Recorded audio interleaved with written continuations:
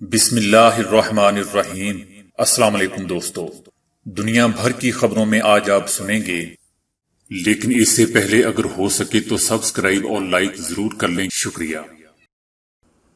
Bill Gates corona سے متعلق negative نظریات کا مرکز کیسے بنے؟ انڈیا اور چائنا تنازع پرامن طریقے سے حل کرنے پر رضامند۔ بھارتی ریاست مدھیہ پردیش میں ہاسپٹل کا بل ادا نہ کرنے پر ایک بوڑھے شخص کو بیڈ سے باندھ دیا۔ ماہرین کا کہنا ہے کہ دھوپ اور تازہ ہوا سے کورونا نہیں پھیلتا۔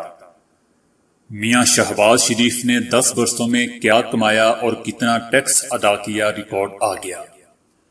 فون کالز کے ذریعے فراڈ، اسٹیٹ بینک نے عوام کو خبردار کر دیا۔ دانش کنیریا کا کہنا ہے کہ ساروو گنگولی ICC کے چیئرمین بنے تو اپیل دائر کروں گا۔ ڈرامہ ارطغرل غازی کے مداحوں نے ہاؤسنگ سوسائٹی میں مرکزی کردار کا مجسمہ نصب کر دیا۔ چینی قصبے ڈنگ وولنگ میں مچھر بالکل بھی نہیں پائے جاتے۔ ایسی غفلت جس سے آگاہی بہت ہی ضروری ہے۔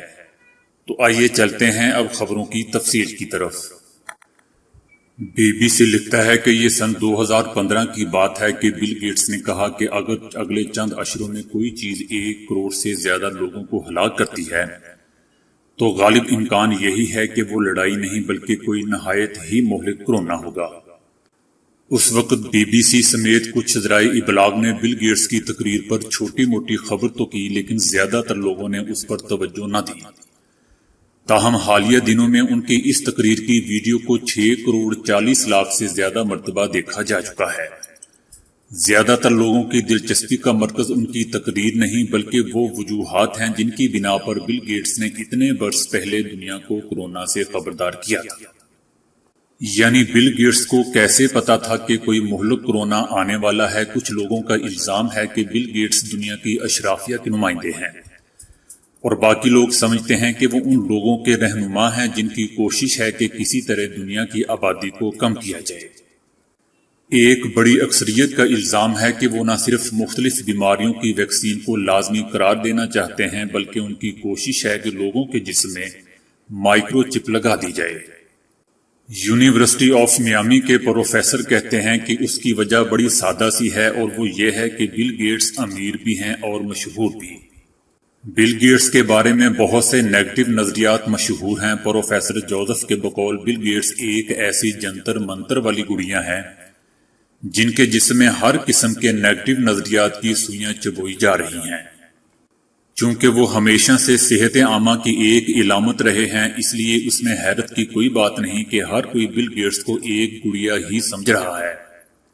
بل گیٹس کے بارے میں ایک اور بھی دعویٰ مشہور ہے کہ بل گیٹس اور ان کی اہلیہ کی تنظیم نے افریقہ اور انڈیا میں لوگوں پر ویکسین کے تجربے کیے، جس کے نتیجے میں ہزاروں لوگ مر گئے یا انہیں ایسے زخم آئے جو کبھی ٹھیک نہیں ہوئے۔ فیس بک پر ایک پوسٹ میں یہاں تک کہا گیا کہ انڈیا میں بل گیٹس کے خلاف مقدمہ بھی چلایا جا رہا ہے۔ ادویات کے ذریعے دنیا کی آبادی کم کرنے کے موضوع پر بات کی جا رہی ہے اور اس میں بل گیٹس کا تعلق چین کی کمیونسٹ پارٹی سے بھی جوڑا جا رہا ہے۔ اس ویڈیو کو سوشل میڈیا پر 6500 سے زائد مرتبہ شیئر کیا گیا اور اسے 2 لاکھ مرتبہ دیکھا بھی گیا۔ اسی طرح YouTube پر ایک ایسی ویڈیو کو لوگوں نے تقریباً 20 لاکھ مرتبہ دیکھا جس میں بل گیٹس پر الزام لگایا جا رہا ہے کہ وہ لوگوں کے جسم میں مائکرو چپ لگوانا چاہتے ہیں۔ 1/4 سے زیادہ امریکی اور ریپبلکن پارٹی کے 44% حامیوں کا خیال ہے کہ بل گیٹس واقعی یہ چاہتے ہیں کہ کورونا کی ویکسین کے بہانے لوگوں کے جسم میں مائکرو چپ لگا دینی چاہیے۔ انٹرنیٹ سے پہلے ایسے نظریات چند لوگوں تک ہی محدود رہتے تھے اور ان نظریات کی بات گشت ان لوگوں کے درمیان سنائی دیتی تھی، لیکن اب انٹرنیٹ کی بدولت یہ نظریات سیاسی سرحدوں سے دور مختلف لوگوں اور گروہوں تک پہنچائے جا سکتے ہیں۔ کورونا کے زمانے میں ایسے نظریات کو زیادہ پھیلنے کا موقع ملتا ہے کیونکہ ان دنوں لوگ نفسیاتی طور پر زیادہ کمزور ہو چکے ہیں۔ BBC کو انٹرویو دیتے ہوئے بل گیٹس نے حیرت کا اظہار کیا ہے کہ انہیں ایسے نیگیٹو نظریات کا سردار بنا دیا گیا ہے اور کبھی کبھی سن کر ہنسی بھی آتی ہے۔ ان کا کہنا تھا کہ انٹرنیٹ پر پھیلائے جانے والے ایسے نیگیٹو نظریات اور ان سے صحت عامہ کو جو نقصان پہنچ سکتا ہے، ہم اس پر بہت فکر مند ہیں۔ ایک ایسے وقت میں جب دنیا کو صحت اور معاشی اعتبار سے ایک ایسے بحران کا سامنا ہے جس کی ماضی میں مثال نہیں ملتی، ایسے میں یہ بہت پریشانی کی بات ہے کہ کچھ لوگ غلط خبریں پھیلا رہے ہیں، جبکہ ہم سب کو مل کر ایسے طریقے تلاش کرنے چاہیے جن سے انسانی جانوں کو بچایا جا سکے۔ ان کا مزید کہنا تھا کہ اگر ویکسین بن جاتی ہے تو ہم چاہیں گے کہ دنیا کی 80% آبادی یہ ویکسین استعمال کرے، لیکن اگر لوگوں نے یہ سنا ہوگا کہ یہ سب کچھ ایک جال ہے اور لوگ ویکسین نہیں لیتے تو یہ بیماری لوگوں کو ہلاک کرتی رہے گی۔ ان کا کہنا تھا کہ مجھے کسی حد تک حیرت بھی ہوتی ہے کہ کچھ نظریات کا نشانہ مجھے بنایا جا رہا ہے، ہم تو صرف پیسے دے رہے ہیں، ہم تو صرف چیک لکھتے ہیں، مائکرو چپ یا اس قسم کی کسی چیز سے ہمارا کوئی لینا دینا نہیں ہے۔ ایسی باتوں کو کبھی کبھی ہنس کر ٹال دینا ہی بہتر ہوتا ہے۔ بھارت اور چین نے اس سرحدی تنازع کو پرامن طریقے سے حل کرنے پر رضامندی ظاہر کی ہے جس نے دونوں ملکوں کے درمیان کشیدگی بڑھا دی تھی۔ حکام کے درمیان اعلیٰ سطح کی میٹنگ کے بعد اتوار کو انڈین وزارت خارجہ نے اپنے ایک بیان میں کہا ہے کہ فریقین نے سرحدی علاقوں کے معاملے کو پرامن طریقے سے دو طرفہ مذاکرات کے ذریعے حل کرنے پر رضامندی ظاہر کی ہے۔ انڈین وزارت خارجہ کے بیان میں مزید کہا گیا ہے کہ دنیا کی دو بڑی آبادیوں والے ملکوں میں دو طرفہ تعلقات کے لیے حکام نے ایک ابتدائی قرارداد پر اتفاق کیا ہے، جس کے مطابق فریقین صورتحال پر قابو پانے اور سرحدی علاقوں میں امن کو یقینی بنانے کے لیے سفارتی محاذ پر کوششیں جاری رکھیں گے۔ دونوں ملکوں کے اہلکاروں کے مابین کئی بار محاذ آرائی ہو چکی ہے، تاہم حالیہ سالوں میں اس میں اضافہ دیکھنے میں آیا ہے۔ انڈیا کی شمالی مشرقی ریاست سکم یا سکم میں سرحد پر گشت کے دوران جٹ میں متعدد انڈین اہلکار زخمی ہو گئے تھے۔ انڈین ریاست مدھیہ پردیش میں مبینہ طور پر ہاسپٹل کا بل ادا نہ کرنے پر ایک بوڑھے مریض کو ہاسپٹل کے بیڈ سے باندھ دیا گیا، تاہم ہاسپٹل انتظامیہ کا کہنا ہے کہ مریض کو اچانک دورہ پڑنے کی وجہ سے ایسا کیا گیا تاکہ وہ خود کو نقصان نہ پہنچائے۔ بوڑھے مریض کے خاندان نے الزام عائد کیا ہے کہ 11,000 روپے ادا نہ کرنے پر ہاسپٹل انتظامیہ نے ان کے ہاتھ پاؤں بیڈ سے باندھ دیے۔ ان کی بیٹی کے مطابق والد کو ہاسپٹل میں داخل کرواتے وقت ہم نے 5,000 روپے جمع کروائے، لیکن جب علاج میں کچھ اور دن لگ گئے تو مزید بل ادا کرنے کے لیے ہمارے پاس پیسے نہیں تھے۔ حالانکہ ہاسپٹل کے ایک ڈاکٹر نے کہا کہ انسانی ہمدردی کی بنیاد پر مریض کا بل معاف کیا گیا، لیکن اس کے باوجود بھی ان کو بیڈ سے باندھ دیا گیا۔ برطانوی ماہرین صحت کا کہنا ہے کہ دھوپ اور تازہ ہوا سے کورونا پھیلنے کی رفتار کم ہو جاتی ہے۔ برطانیہ میں سائنٹیفک ایڈوائزری کے اہم ترین مشیر ڈاکٹر ایلن پین نے حکومتی اہلکاروں کو بتایا کہ باہر کی صاف اور تازہ ہوا اور دھوپ سے کورونا کا پھیلاؤ مؤثر انداز میں روکا جا سکتا ہے۔ اس طرح لوگوں کو باہر جانے کی اجازت دینے سے کوئی نقصان نہیں ہوگا، بلکہ دھوپ اور ہوا سے کورونا پھیلنے کی رفتار کو سست کیا جا سکتا ہے۔ ڈاکٹر ایلن نے اس کے بعد بعض سائنسی ثبوت بھی پیش کیے۔ ان کا کہنا تھا کہ کمرے یا عمارت کے اندر اس کے پھیلنے کی شرح بہت زیادہ ہوتی ہے، جس کے سائنسی ثبوت مل چکے ہیں۔ اگر مناسب رفتار سے ہوا چل رہی ہو تو کورونا بھرے قطرے تیزی سے بے اثر ہو جاتے ہیں اور ان کے بیمار کرنے کی تاثیر بھی کم ہو جاتی ہے۔ شہباز شریف نے 10 سالہ زرعی آمدنی پر دیا گیا ٹیکس ریکارڈ نیب لاہور میں جمع کروا دیا ہے۔ شہباز شریف نے 10 سال کے دوران 8 کروڑ 1,01,705 روپے کمائے۔ شہباز شریف نے 10 سال کے دوران 8 کروڑ 1,01,705 روپے کمائے اور 10 سال کے دوران 1 کروڑ 10,21,090 روپے ٹیکس دیا۔ شہباز شریف کی سب سے کم آمدنی 2019 میں 25 لاکھ جس پر 3,33,250 روپے جمع کروایا تھا۔ شہباز شریف نے سب سے زیادہ کمائی 2011 میں 1 کروڑ 65,46,705 روپے کی اور سب سے زیادہ ٹیکس بھی اسی سال 27,82,500 جمع کروایا۔ نیب دستاویزات کے مطابق مسلم لیگ نون کے صدر کی آمدنی پچھلے 6 سال سے کم ہوئی ہے اور ٹیکس بھی کم دیا ہے۔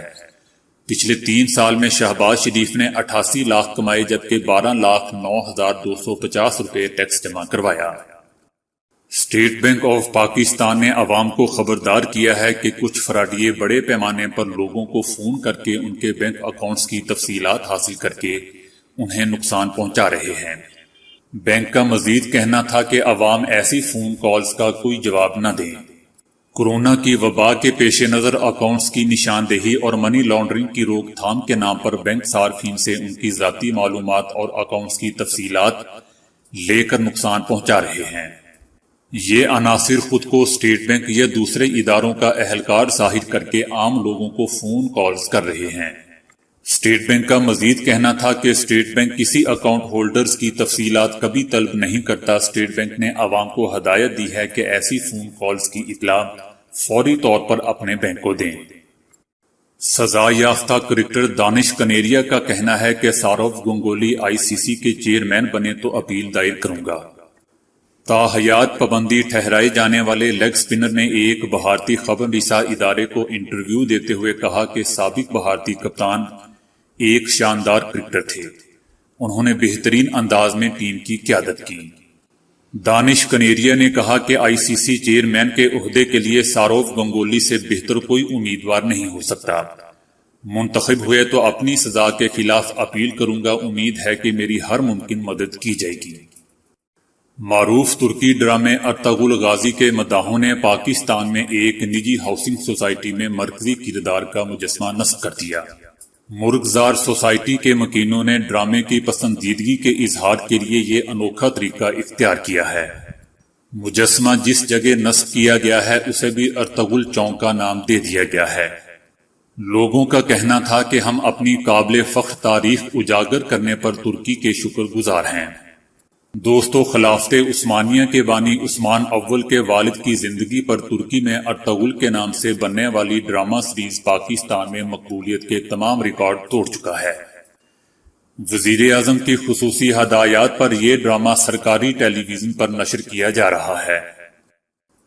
دنیا میں چند علاقے ایسے ہیں جہاں مچھر نہیں پائے جاتے، لیکن ایک چھوٹے سے چینی قصبے ڈنگ بولنگ کو یہ منفرد اعزاز حاصل ہے کہ یہاں مچھر بالکل بھی نہیں ہوتے، حالانکہ یہ گھنے درختوں، تالابوں اور چھوٹی چھوٹی جھیلوں سے گھرا ہوا ہے۔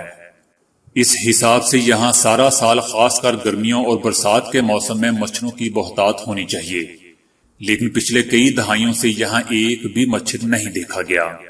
ایسا کیوں ہے یہ کوئی نہیں جانتا۔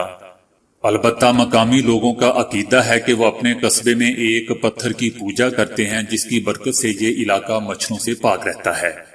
اب تک اس بارے میں کوئی سائنسی تحقیق بھی نہیں کی گئی ہے جس سے یہاں مچھر نہ ہونے کی عقلی وجہ معلوم ہو سکے۔ یہاں ہاکا نامی ایک اقلیتی قبیلہ ہے جو پتھروں سے کشادہ اور دیدہ زیب مکانات بنانے میں تاریخی شہرت رکھتا ہے۔ کچھ سال پہلے تک یہ قصبہ انہی مکانات اور پتھر سے تعمیر کی گئی دوسری عمارتوں کی وجہ سے مشہور تھا، لیکن آج اس کی وجہ شہرت یہاں مچھروں کی پر اسرار غیر موجودگی ہے، جس نے دنیا کو حیران و پریشان کر رکھا ہے۔ بہت کم لوگ اس بات سے واقف ہوں گے کہ عام گھریلو آلات ہماری غفلت کے باعث انجانے میں ہمیں نقصان پہنچانے کا سبب بھی بن سکتے ہیں۔ واشنگ مشین میں عموماً کپڑے ٹھنڈے پانی سے دھلتے ہیں۔ ایسی صورت میں جراثیم ایک کپڑے سے دوسرے کپڑے میں منتقل ہو جاتے ہیں۔ ضروری نہیں کہ ہمارے گھر میں سے کوئی کسی بیماری میں مبتلا ہو اور تب ہی اس کا خدشہ ہو۔ ہمارے گھر کے بہت سے افراد دن بھر مختلف جگہوں پر آتے جاتے ہیں، ایسے میں اس بات کا بہت زیادہ خدشہ ہوتا ہے کہ باہر کے لوگوں سے یہ جراثیم ہمارے اہل خانہ کے کپڑوں میں منتقل ہو جائے۔ بہت سے لوگوں کو اسی بنا پر جلد کا انفیکشن بھی ہو جاتا ہے۔ گرمیوں میں پسینوں کے کپڑوں کے باعث بھی یہی خدشات درپیش ہوتے ہیں۔ ماہرین کا کہنا ہے کہ واشنگ مشین میں دھلائی کے دوران ہیپاٹائٹس اے اور آنتوں میں پرورش پانے والے دیگر کورونا ملبوسات کے ذریعے ہم میں منتقل ہو سکتے ہیں۔ ان کا مزید کہنا تھا کہ اس لیے احتیاط کرنا ضروری ہے۔ آپ اپنے کپڑے گھر کی واشنگ مشین میں ہی دھوئیں، مگر تولیہ، رومال وغیرہ عام کپڑوں سے علیحدہ دھوئیں، یا اسے آخر میں اچھے طریقے سے پانی بدل کر دھوئیں۔ کوشش کریں کہ کپڑے گرم پانی سے دھوئیں۔ پانی میں جراثیم کش لیکوڈ، ڈیٹول، بلیچ وغیرہ کا استعمال ضرور کریں۔ تو دوستو، آج کے لیے اتنا ہی۔ ویڈیو کو لائک اور شیئر کرنے کا بہت بہت شکریہ۔